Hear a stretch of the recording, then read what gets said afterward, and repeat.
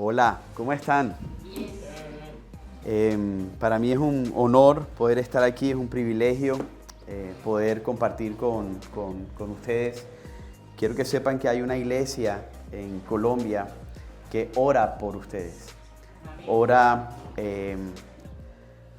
ora por cada uno de los miembros, ora por la iglesia en Uruguay, ora específicamente por lo que está pasando aquí en Adulam, ora por la familia de Facundo, ora por todos los miembros que vienen aquí a esta iglesia. De verdad que es un honor poder estar acá, es un honor poder ver lo que el Señor está haciendo en Uruguay, lo que el Señor está haciendo en Las Piedras, lo que el Señor está haciendo en esta iglesia local. Ver cómo el Señor se mueve y traspasa fronteras. Algunas veces nosotros nos enfocamos en lo que está pasando en nuestra casa, en nuestra iglesia, en nuestra familia, en nuestro hogar, y nos olvidamos de lo que el Señor ha venido haciendo en otros lugares.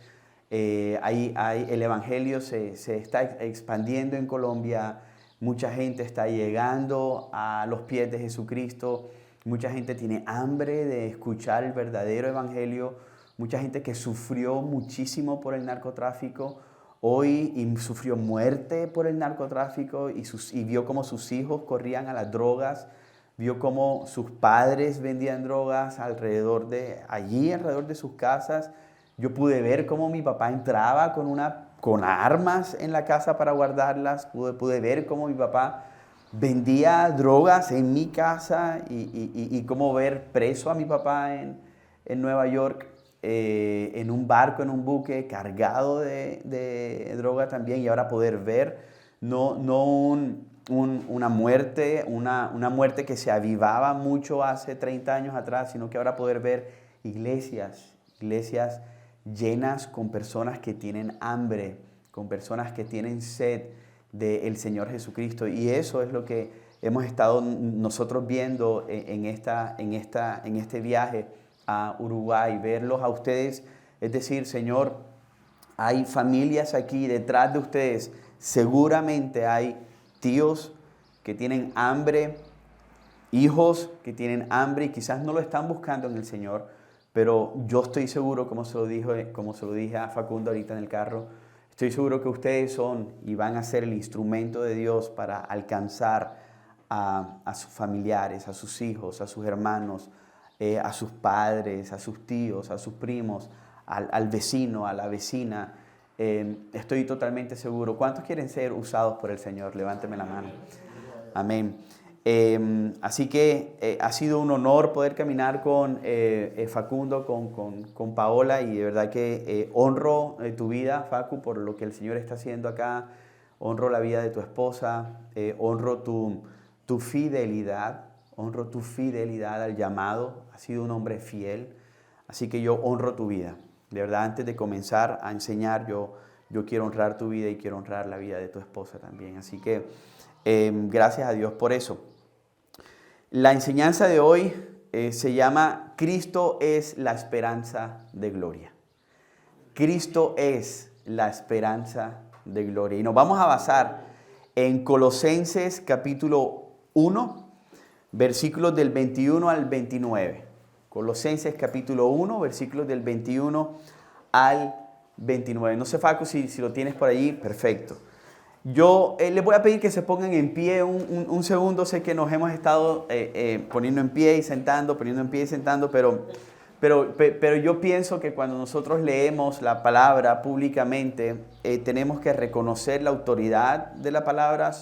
Solamente leerla tiene autoridad. Solamente, yo le digo a la iglesia Alumbra en Barranquilla, amados, si solamente leyésemos la porción que nos corresponde, y si acabara el culto, el servicio, la celebración y nos fuéramos para la casa, tendría que ser suficiente.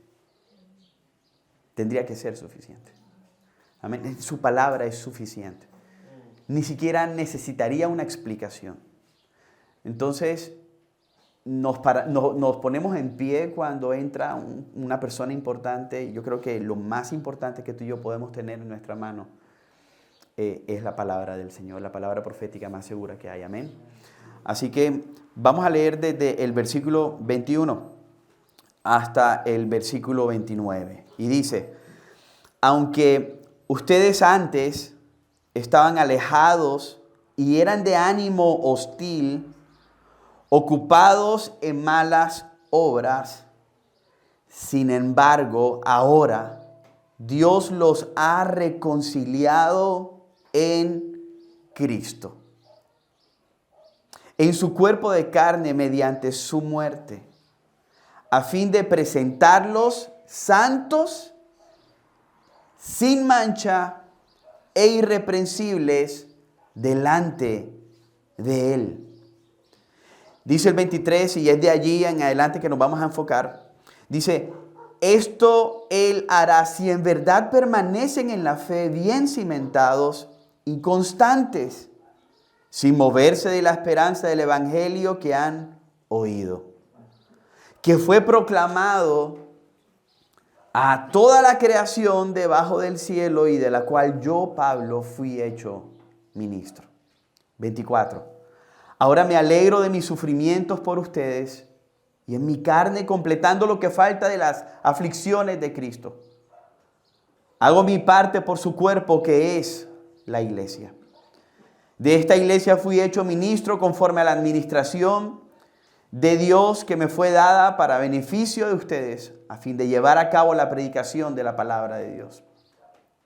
Es decir, el misterio que ha estado oculto desde los siglos y generaciones, pero que ahora ha sido manifestado a sus santos.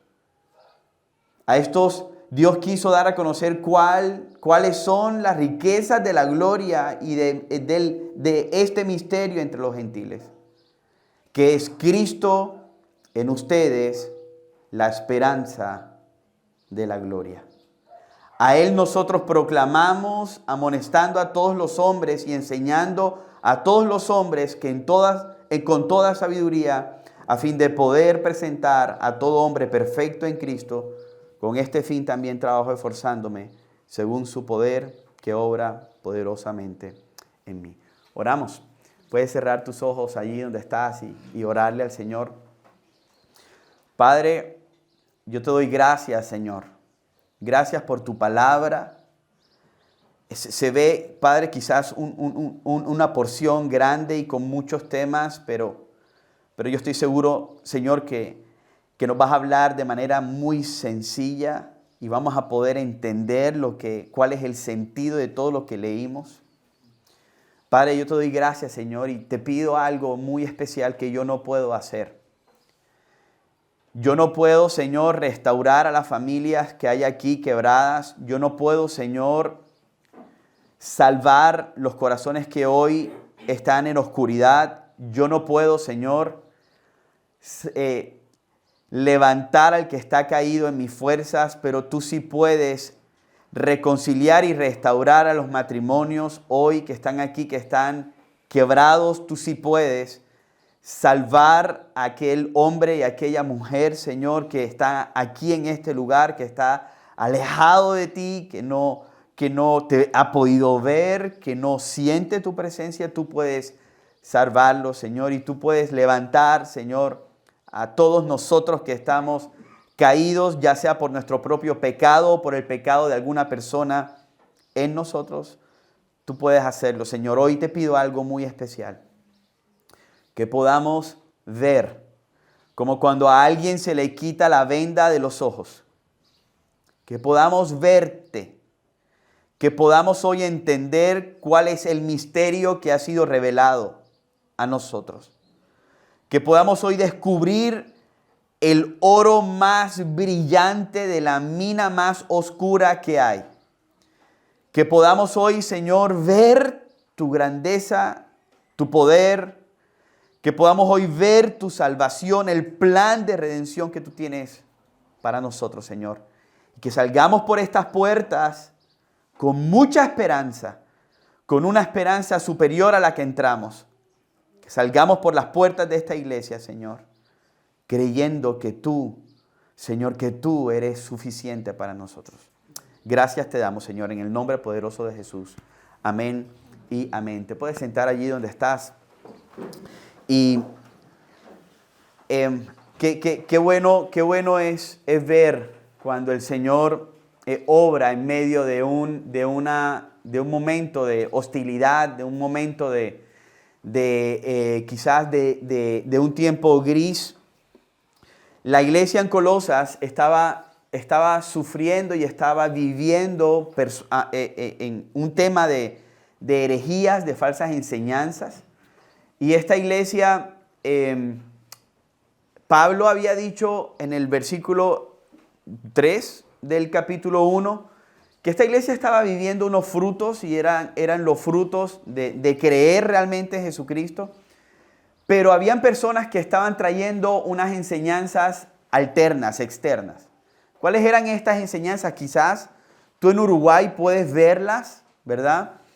Esta enseñanza o estas enseñanzas decían que Cristo no era suficiente.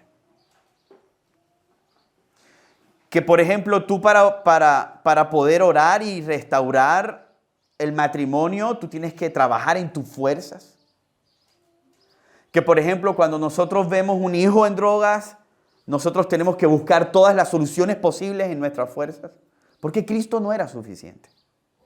Que, por ejemplo, como un día fuimos a México este año y lo volví a ver en Argentina cuando fuimos a la iglesia de Luján, que es grandísima, que es hermosa.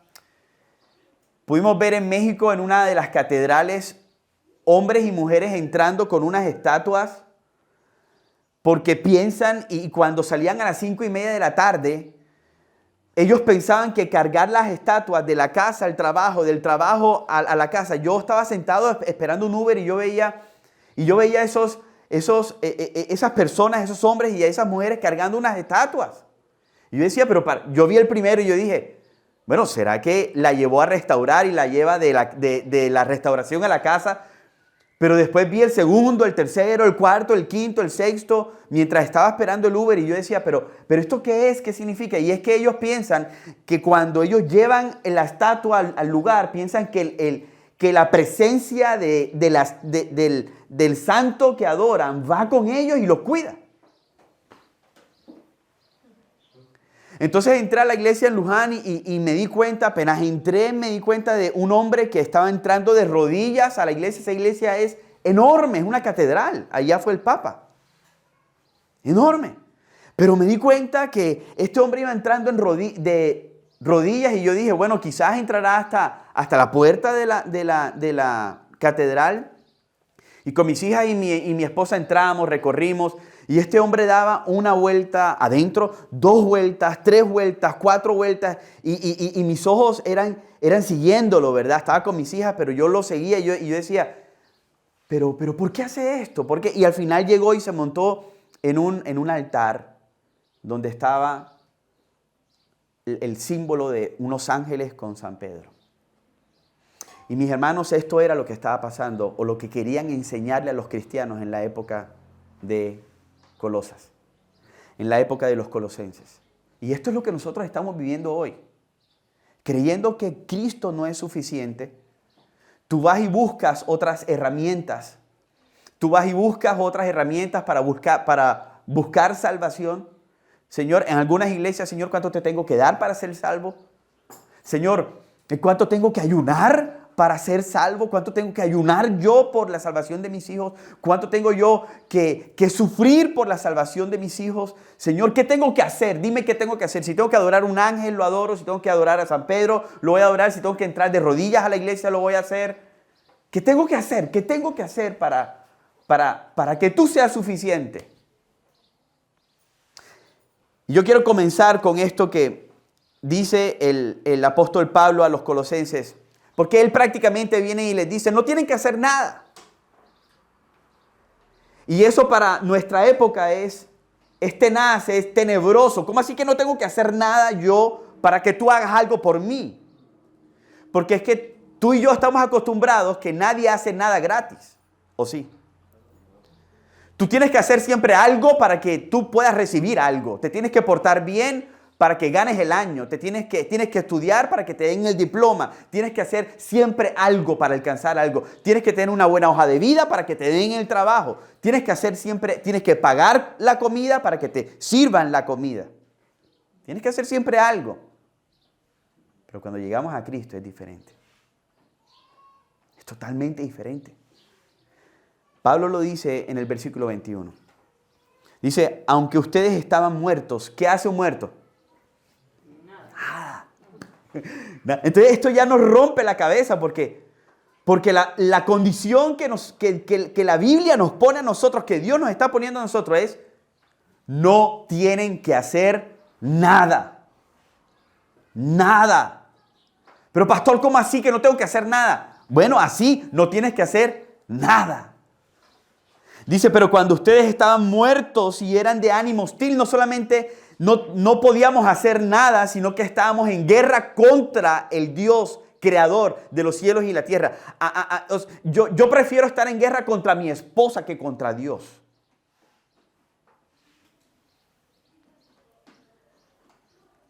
Dice, y eran de ánimo hostil, ocupados de malas obras, estábamos muertos, éramos de ánimo hostil, estábamos en guerra en contra de Dios. Una guerra que nunca íbamos a ganar. ¿Quién le gana a Dios? Dígame, iglesia, ¿quién le puede ganar a Dios? No, pero tú antes estabas en guerra en contra de Dios. Todas las personas que no vienen a Cristo están en guerra en contra de Dios. Están muertas, en guerra en contra. Y dice, ocupados de malas obras. Solamente estamos lejos muertos, estamos en guerra de Dios o contra Dios, sino que hacemos malas obras. El pecado fluye en nuestro corazón. Pero dice, el 22 dice, sin embargo. Como cuando leemos Efesios 2 y dice, pero Dios. Sin embargo, en Cristo, la preposición más linda es en. En Cristo, en su cuerpo de carne. Dice, sin embargo, ahora Dios los ha reconciliado en Cristo. ¿Qué hiciste tú, amada iglesia? ¿Qué hiciste? Nada, hiciste tres cosas. Estabas muerto, olías mal. Estabas pecando. Y estabas en guerra con Dios. Sin embargo, Cristo, Dios por medio de Cristo nos reconcilió. Y Pablo lo que va a hacer es decirle, ustedes tienen que permanecer en esta verdad.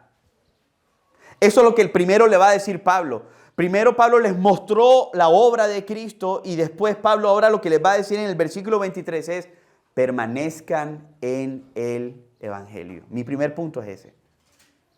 Permanezcan en el Evangelio. Mis hermanos, no se muevan de él.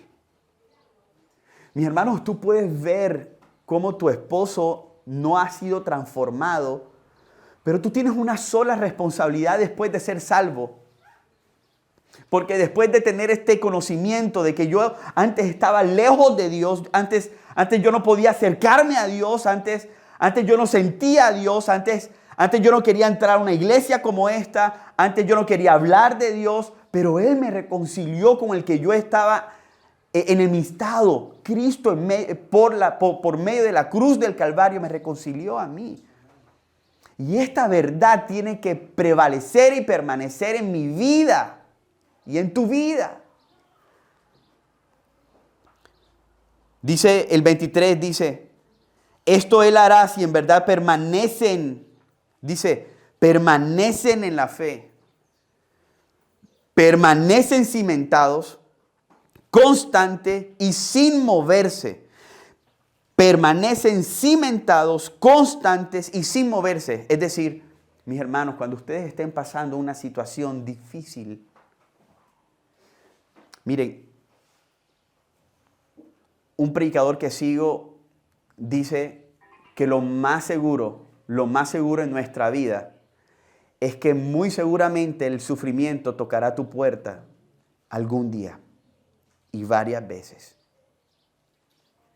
Yo no sé, mira, yo tengo a mis hijas y a mi esposa allá y no quiero ser fatalista, pero yo no sé qué puede estar pasando en Colombia con mi familia, con mi hogar, mientras yo estoy predicando.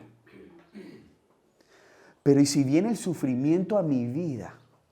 Si viene la herejía y me quieren enseñar cosas externas a mi vida, lo que Pablo le está diciendo aquí a estos hermanos es: manténganse, permanezcan cimentados, constantes y sin moverse. Cimentados, constantes y sin moverse en la esperanza del evangelio que han oído. Versículo 23.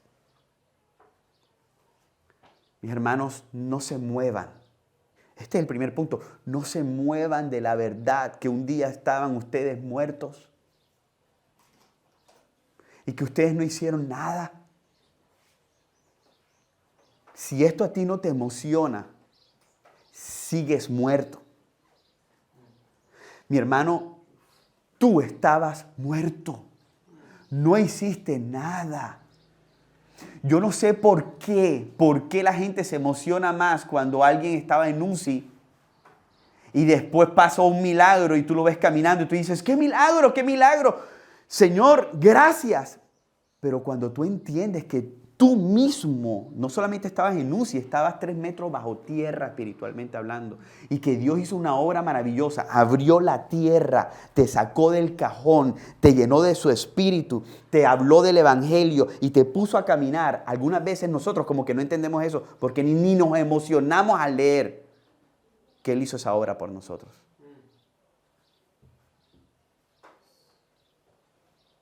Cuando yo pienso en cuán muerto estaba, y cuando yo todavía pienso en que todavía huelo feo algunas veces, porque maltrato a mi esposa algunas veces, porque no disciplino correctamente a mis hijas algunas veces, porque tengo dudas algunas veces, muchísimas dudas, y cuando algunas veces ese olor todavía me persigue, el olor a podredumbre, cuando Pablo decía, es como si estuviera cargando algo, un muerto encima. Líbrame, Señor, miserable de mí. ¿Sí se acuerdan, Romanos? Miserable de mí. ¿Quién me librará de qué? De este cuerpo, ¿de qué? De muerte. Pero al final dice, gracias a Dios. ¿Por quién? Por Jesucristo. En esa verdad nosotros, la iglesia de Ulam, tiene que estar cimentada. Facu, aunque nadie más venga a esta iglesia, aunque todos se vayan, tu confianza tiene que estar en el evangelio, no en la llenura de la iglesia. Familia amada, aunque tu hijo se enferme, aunque vengan mentiras a tu mente, aunque pase el sufrimiento más tenaz del mundo, tu vida tiene que estar cimentada en esta verdad. Antes estabas muerto y ahora estás vivo. Pero Pablo también dice en el versículo 24, dicen, ok, ustedes están cimentados en esta verdad. Ahora ya pueden sufrir como yo sufro. Ahora ya pueden sufrir bien. Escuchen. Porque la vida cristiana no tiene éxito solamente cuando vemos multitudes, pero es una vida exitosa cuando tú sabes sufrir y sufres por causa de un propósito superior. Miren cómo opera Pablo, mira cómo escribe Pablo. Pablo primero pone el evangelio, lo que Cristo hizo, y después dice, ustedes tienen que estar cimentados, no se muevan de esa verdad. Y ahorita les va a mostrar, mira, yo he sufrido por ustedes, para que ustedes sepan esta verdad. Mi segundo punto es sufran, pero alégrense. Mi primer punto fue manténganse, prevalezcan, permanezcan en el evangelio. Ahora sufran, pero alégrense. Miren cómo dice. Ahora, versículo 24, dice, ahora me alegro de mis sufrimientos por ustedes. ¿Cuántos se alegran por sus sufrimientos? Nadie se alegra. Señor, yo estoy tan contento. Tengo un dolor en el colon. Señor, estoy tan contento, Señor. Señor, mándame al baño cuantas veces tú quieras. Estoy tan contento del cólico que tengo. Nadie se alegra cuando sufre. Pero Pablo está diciendo que él se alegra en sus sufrimientos. ¿Por qué? ¿Te estás dando cuenta por qué Pablo dice que se está alegrando de sufrimientos? Sigan conmigo, dice: ahora me alegro de mis sufrimientos por ustedes y en mi carne, completando lo que falta de las aflicciones de Cristo. Aquí la palabra completar viene de la palabra griega seguir. No es que los sufrimientos de Cristo hayan estado incompletos, sino que él dice: yo sigo con los sufrimientos, yo estoy siguiendo los pasos de Cristo. Y si Cristo sufrió por una causa superior, entonces yo estoy dispuesto a sufrir por una causa superior, mis hermanos. Pablo estaba sufriendo con un propósito. Dice: de esta iglesia fui hecho ministro, versículo 25, conforme a la administración de Dios que me fue dada para beneficio de ustedes. Es decir, miren, amada iglesia, Pablo estaba sufriendo para beneficio de los colosenses. Y dice: a fin de llevar a cabo la predicación de la palabra. Pablo sufría por una sola cosa: por predicar la palabra de Dios. Pablo sufría y estaba dispuesto a sufrir todo lo que él podía sufrir. A él no le importaba sufrir. Él había sido llamado por Dios para predicarles el evangelio. Y él decía: si tengo que padecer y morirme por predicar el evangelio, yo me voy a morir. Si tengo que dejar a mi mamá, a mi hermano. Recuerdo cuando Jesús estaba con sus discípulos y alguno de ellos llegó y le dijeron: Jesús, maestro, cuéntame, te busca tu mamá y tus hermanos. Y él se voltea y dice: ¿quién es mi mamá? ¿Quiénes son mis hermanos? Sino todas aquellas personas que hacen la voluntad de Dios, de mi Padre que está en los cielos. Jesús estuvo dispuesto a ir por encima de las expectativas de los hombres para ir a la cruz del Calvario, porque tenía un propósito, un enfoque superior. Pablo estuvo dispuesto a hacer lo mismo y nosotros tenemos que estar dispuestos a seguir sus pasos también.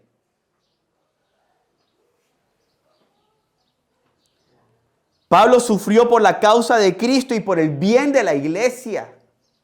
Te pregunto, si el Evangelio dice que es un honor predicar el Evangelio, hacer discípulos, Mateo 28, te pregunto, ¿estás haciendo tu parte por la iglesia? ¿Estás haciendo tu parte por Adulam? ¿Estás haciendo tu parte por esta casa? ¿Por esta iglesia local?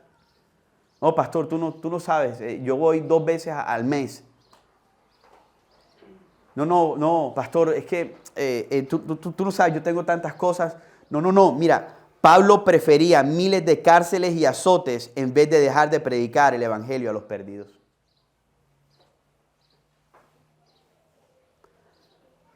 Hechos 20, 22 al 23. Dice, quiero que me presten mucha atención, no sé si va a salir, pero quiero que me presten mucha atención. Hechos 20 del 22 al 23 dice, este es Pablo hablando, dice, ahora estoy obligado por el Espíritu a ir a Jerusalén. Dice, no sé lo que me espera allí, solo que el Espíritu Santo me dice en ciudad tras ciudad que me esperan cárceles y sufrimientos. Pero el 24 quiebra mi corazón. Lo quiebra 100%. Porque el 24 dice, pero mi vida no vale nada para mí a menos que la use para terminar la tarea que me asignó el Señor. Mi vida no vale nada. Y yo le digo a mi esposa, mi amor, no seas nunca, por favor, una piedra para que yo pueda hacer lo que el Señor me llamó a hacer. Ven conmigo, hijas, Valentina, Martina, Mariana, esposa. Vengan, vamos a vivir por el Evangelio. Y si tenemos que sufrir por el Evangelio, suframos por el Evangelio.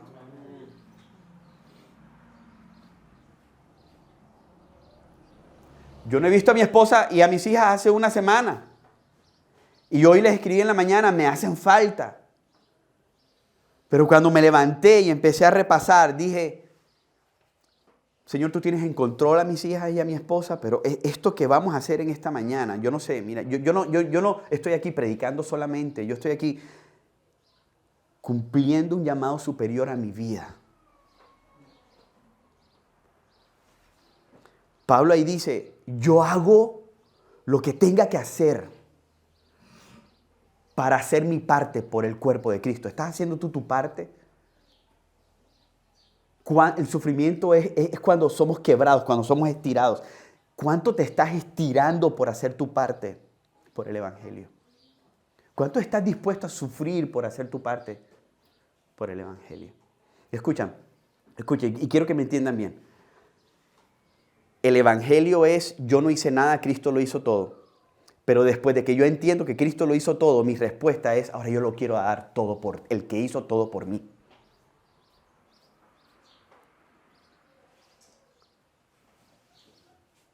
¿Cuánto amor tienes por su iglesia? Segunda de Timoteo 2, 9, 10 dice, debido a que predico esta buena noticia, sufro y estoy encadenado como un criminal. Pero la palabra de Dios no puede ser encadenada. Pablo estaba claro. Es más, él escribe esta carta a los colosenses desde la cárcel. Pablo estaba dispuesto a sufrir por el Evangelio. Y mi tercer punto es que Pablo estaba dispuesto y cimentado en el Evangelio, estaba dispuesto a sufrir por el Evangelio, porque había o hay un misterio revelado y es el Evangelio. Mis hermanos, si en algo ustedes se tienen que llevar hoy es este tercer punto, el misterio revelado del Evangelio. ¿Por qué?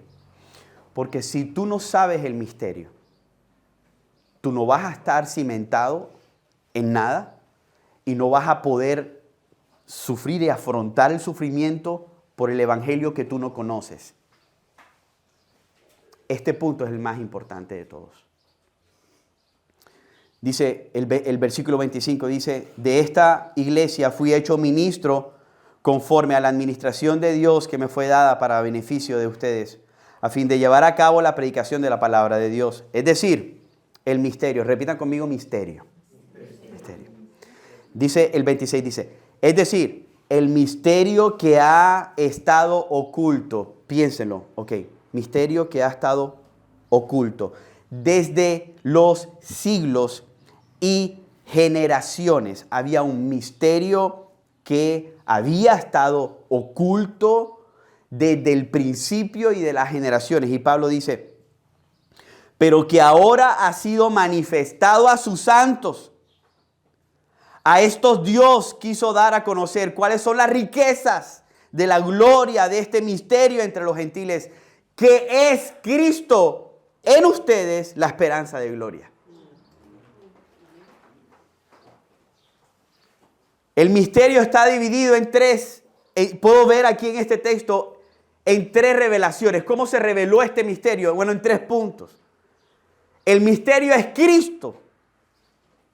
El misterio es que ahora no solamente Pablo le estaba diciendo a los colosenses, recuerden y tienen que fundamentarse en eso, en esto, que el Salvador no solamente vino para Israel, sino que vino para ustedes los que no son israelitas. Y el tercero, que va a ser mi último punto, es el misterio más hermoso, y con esto nos vamos a ir. El misterio más hermoso es que no solamente hubo un Salvador lejano, sino que ahí la preposición lo cambia todo. Es Cristo en nosotros, la esperanza de gloria. El misterio, aquí el primer punto dentro de este tercer punto es el misterio que había estado oculto y que nadie sabía quién era este misterio, ha sido ahora revelado. Yo quiero llevarte en esta parte, estos próximos 3 minutos, quiero llevarte desde Génesis hasta Mateo. Me voy a volar algunos libros, pero quiero llevarte desde Génesis hasta Mateo para mostrarte que el misterio estuvo oculto desde Génesis. pero se reveló en Mateo capítulo 1. En Génesis 3:15 se muestra que venía una semilla que vencería a Satanás. Una semilla que bendeciría a todas las familias de la tierra, pero no se reveló quién era.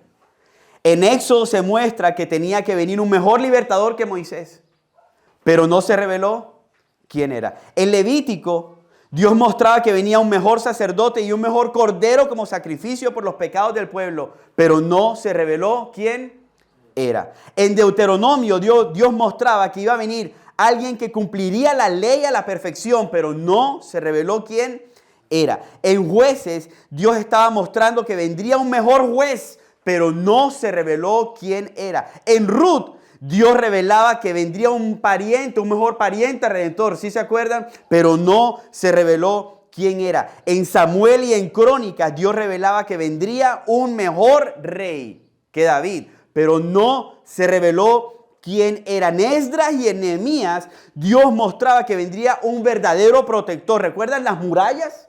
Pero no se reveló quién era. En Salmos, Dios mostraría que vendría un mejor pastor que cuidaría de sus ovejas, pero no se reveló quién era. En Isaías ya se empezó a revelar un poquito quién era, porque decía que el rey venía en forma de bebé. Isaías 9:6 dice, ustedes se lo saben, porque un niño nos es nacido, un hijo nos ha sido dado, y la soberanía reposará sobre sus hombros, y se llamará su nombre como Admirable Consejero, Dios poderoso, Padre eterno, Príncipe de paz. Ahí mismo en Isaías se revelaba que el Cristo tenía que morir. Isaías 53, ciertamente Él llevó nuestras enfermedades y cargó con nuestros dolores. Con todo nosotros lo tuvimos por azotado, por herido de Dios y afligido. Pero Él fue herido por nuestras transgresiones, molido por nuestras iniquidades. El castigo por nuestra paz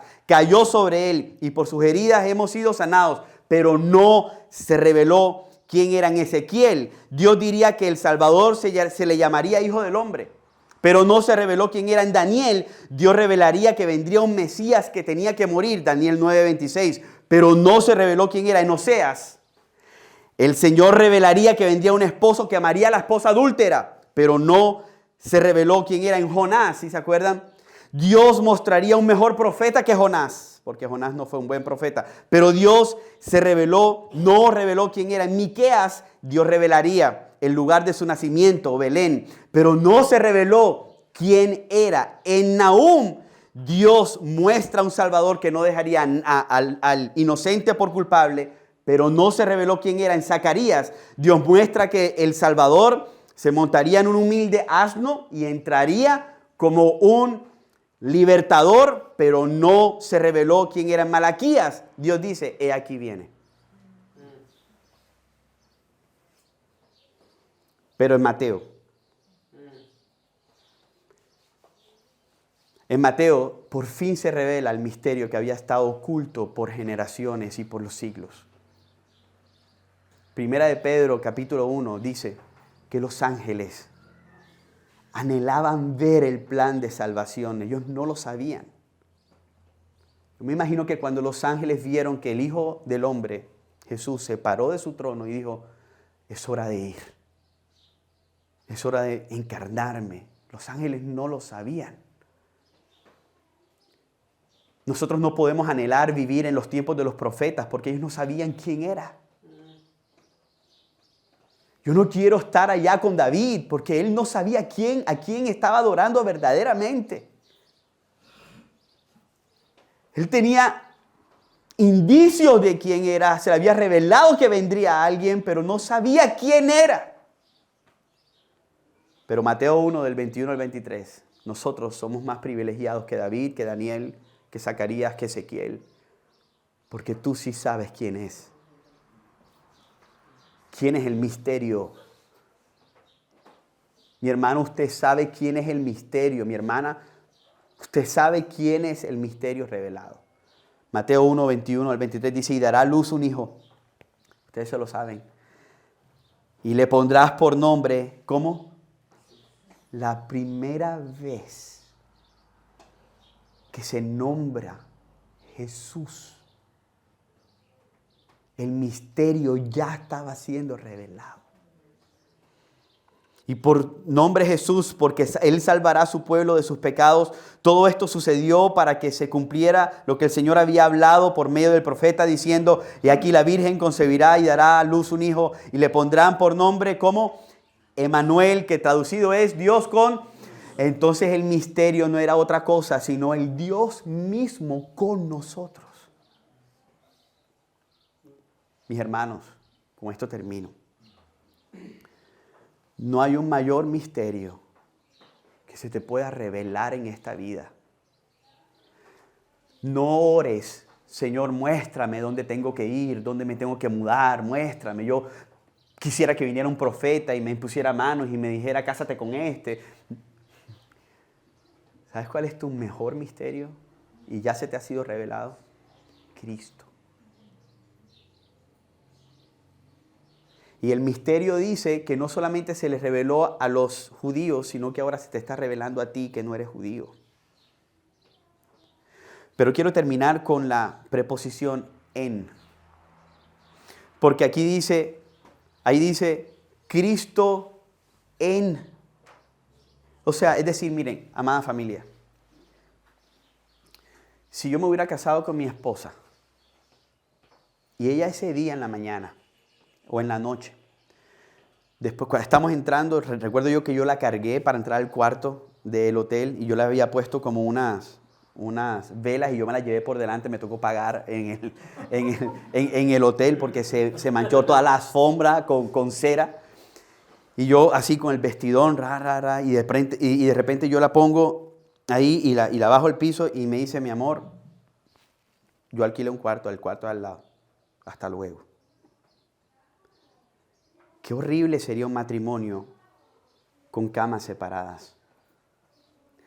Qué horrible sería un matrimonio en cuartos separados. Yo los he visto, a la iglesia han ido matrimonios que duermen en cuartos separados. Qué horrible hubiera sido un Salvador lejano.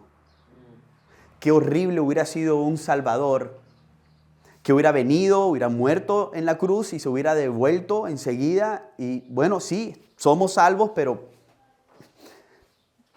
bien, pero no tengo una relación con Él. Pero la preposición en lo cambia todo.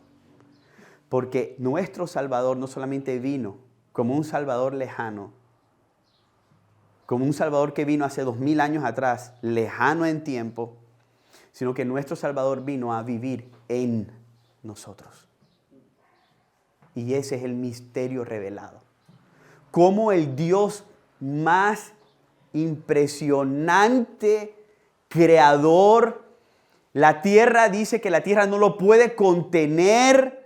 ¿Cómo? ¿Qué misterio tan grande? ¿Cómo se hace tan pequeño para vivir en mí? Cuando yo entiendo el en nosotros, la esperanza de gloria, cuando yo entiendo el en, no tengo que buscar nada más porque Él es suficiente para mi vida. Cuando yo entiendo el en, no tengo que tomar porque ya no me hace falta el tomar. Cuando yo entiendo el en, ya no necesito el amor de mi esposa. Cuando yo entiendo el en, yo estoy totalmente lleno sin que nada alrededor pase. Si nada en mi vida cambiara, yo estoy pleno porque Él está en mí. Es decir, el que creó los cielos y la tierra está en mí y está en ustedes, si se han arrepentido. Mis hermanos, no salgan por esa puerta pensando y sintiéndose vacíos. Vacío el muerto que está allá debajo de 3 metros. Pero tú no te puedes sentir más nunca vacío. Porque tu Salvador no fue un Salvador lejano. Tu Salvador es un Salvador tan cercano que no eligió vivir alrededor de nosotros, sino que eligió vivir y hacer morada. Ahora Él nos llama templo. Él vive en mí. Mi Salvador vive en mí. En mí. Y eso revoluciona mi vida por completo. Yo ya más nunca voy a estar solo. Y hay una verdad tremenda, y con esto termino. Este en lo rompe todo y me da una revelación profunda. Porque entonces si Él vive en mí, eternamente voy a estar en Él y Él en mí. Él no vino para salirse, Él vino para permanecer. 1, 2. Si Él está en mí, voy a tener una relación inquebrantable con mi Salvador. Él no se va a ir aunque yo peque. Porque Él está en mí. No es que yo peque y el Señor se fue a la tienda a esperar a que yo me arrepintiera. No, yo estoy pecando y ese es el dolor que a mí me da. Porque Él está en mí. Yo estoy pecando con Dios en mí. Es decir, cuando yo entiendo que Él está en mí, yo entiendo que tengo que ser santificado. Porque Él está en mí. Tengo que ser un templo digno. Porque Dios está en mí. Termino, ahora puedo entender. ¿Por qué David sin entender? Ahora yo puedo entender. ¿Por qué David sin entender el misterio podía decir, ¿a dónde huiré de tu espíritu? ¿A dónde huiré de tu presencia? Si me voy a lo más lejos del mar, allí estarás tú. Si yo me voy a lo más profundo de la tierra, aún allí me guiará tu mano. Si yo subo a lo más profundo de los vientos del cielo, yo no me voy a poder esconder. Y ahora podemos entender Romanos, capítulo 8. Vamos a terminar leyendo. Yo te voy a pedir que te pongas en pie. Romanos, capítulo 8. Mira, cuando tú entiendes que Él está en ti, esto revoluciona todo. Todo. Romanos, capítulo 8, versículo 35 hasta el 39. Ahora tú puedes entender mejor este pasaje de la palabra. Dice, ¿quién nos separará? Porque cuando Él está en ti, tienes una relación inquebrantable con Él. ¿Tú me entiendes? Tu esposo te puede dejar, pero tu Salvador no te va a dejar.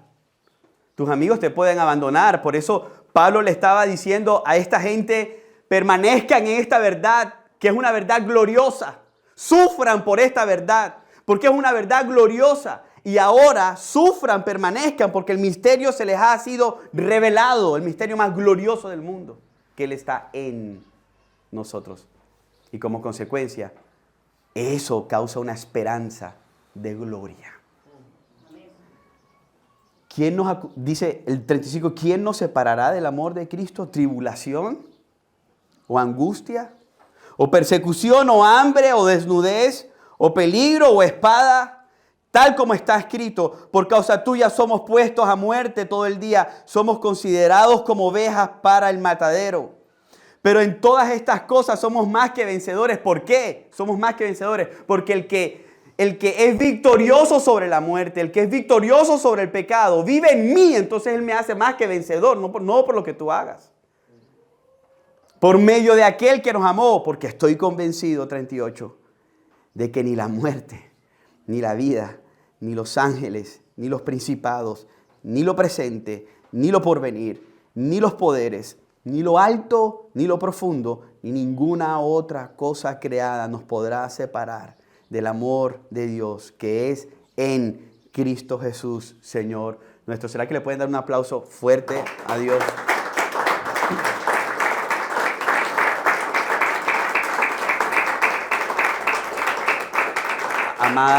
Amada familia, Adulam, si tú viniste hoy aquí a este lugar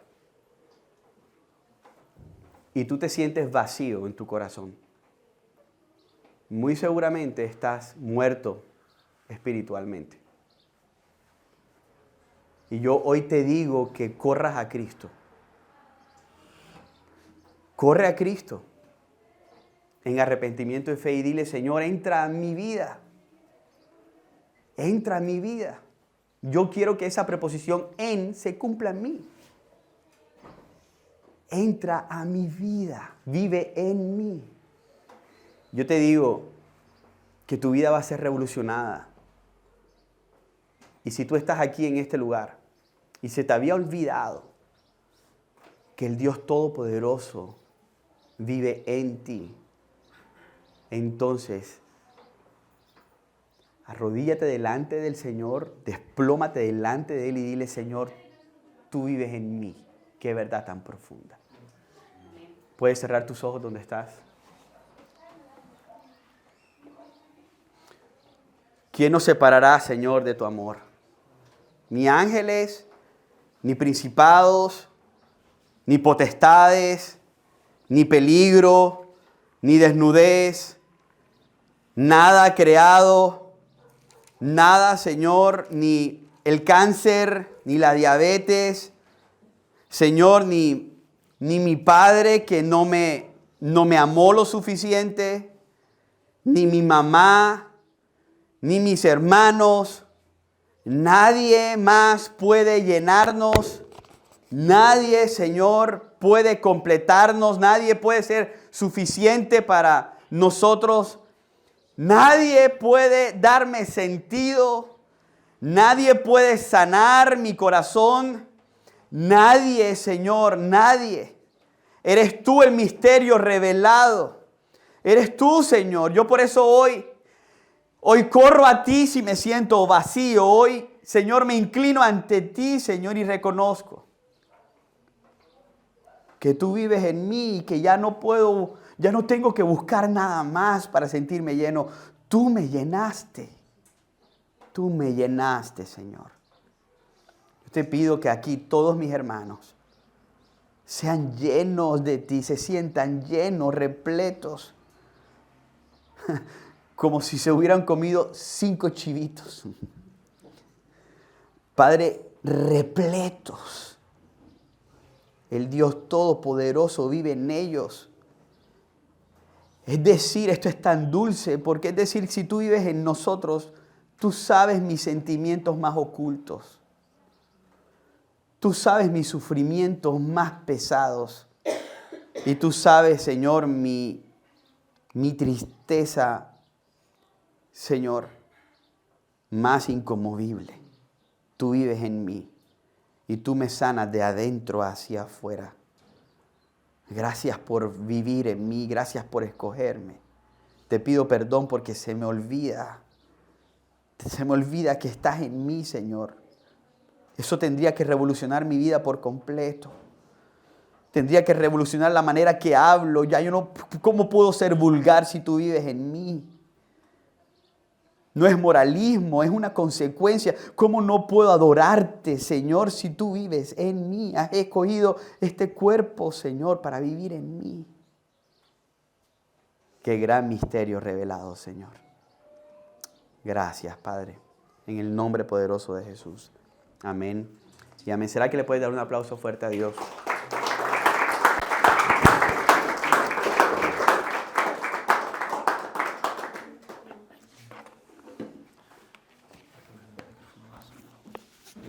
Pueden tomar asiento.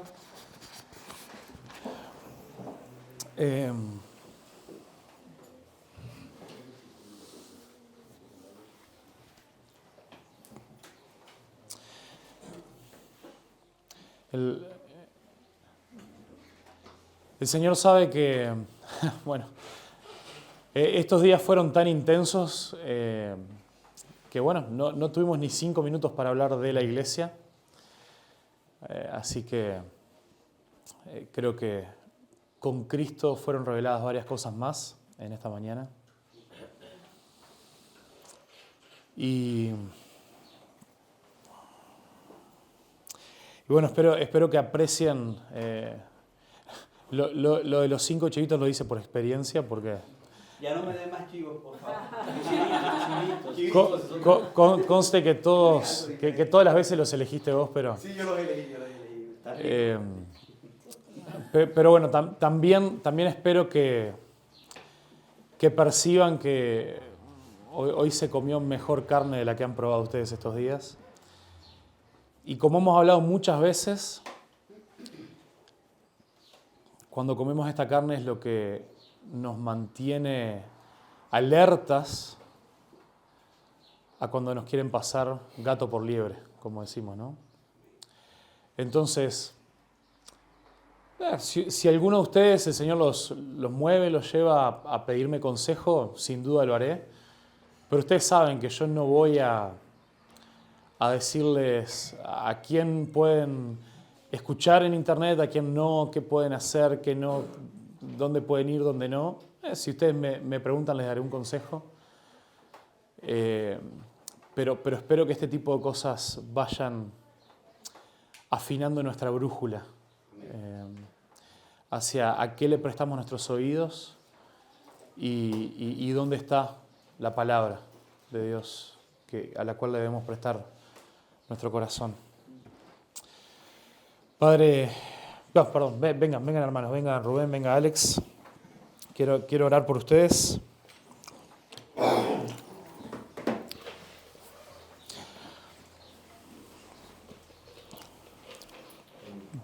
Antes de que Facu ore por nosotros,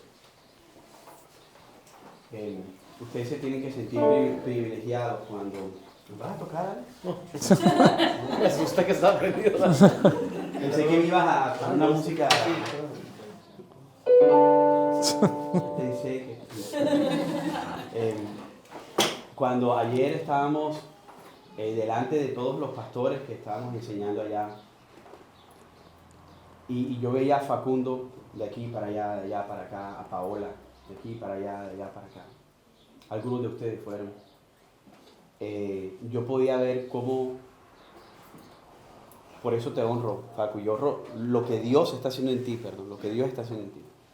Porque yo podía ver cómo Facundo logró conectar pastores ancianos que han perdido las ganas y pastores jóvenes que tienen muchas ganas. Yo veía a Facu como la conexión. Y mis hermanos, ustedes tienen que honrar lo que Dios está haciendo por medio de Adulam. Porque quizás tú no lo puedas ver, pero nosotros que venimos de afuera sí lo hemos podido ver. El evangelio en Uruguay no se ha acabado y tienen mucho crecimiento. Así que ustedes son como un eje y honren lo que Dios está haciendo en esta casa. Amén. Amén. Gracias. Padre, gracias por tu palabra. Te agradecemos, Dios, por tu palabra. Y queremos agradecerte, Dios, también por lo que estás haciendo en la vida de Alex, en la vida de Rubén. Gracias por todo el trabajo de la red, que como tantas veces se ha dicho, que desaparezcan nuestros nombres, que desaparezca la red de Hechos 29. Eso no nos importa tu gloria, nos importa tu reino. Pero vos estás eligiendo en este tiempo, en este momento, en estos lugares, utilizar esta herramienta. Y pedimos que la bendigas. Y pedimos que bendigas también a estos siervos tuyos que han dejado sus familias, su tierra, sin recibir un peso a cambio, para dar todo lo que dan extra, para honrarte, Señor, y para bendecirte. Así que, Señor, quiero pedirte que bendiga sus familias, sus iglesias, la iglesia Reforma en Guatemala, la iglesia Alumbra en Colombia, Señor, para que sigan centradas en el Evangelio, discipulando, multiplicándose, desarrollando líderes sanos, para gloria y honra de tu nombre, Señor, y por nada más. Gracias, Señor, por sus vidas y por lo que estás haciendo en medio nuestro. Queremos también ahora, al cerrar la reunión, bendecir las ofrendas, Señor, que cada uno haya preparado para dejar en este tiempo. Y queremos rogarte, Señor, que tu palabra nos siga enraizando en tu amor y en tu gloria y en tu evangelio precioso, para mantenernos firmes en el día del sufrimiento. En el nombre poderoso de Jesús oramos. Amén y amén.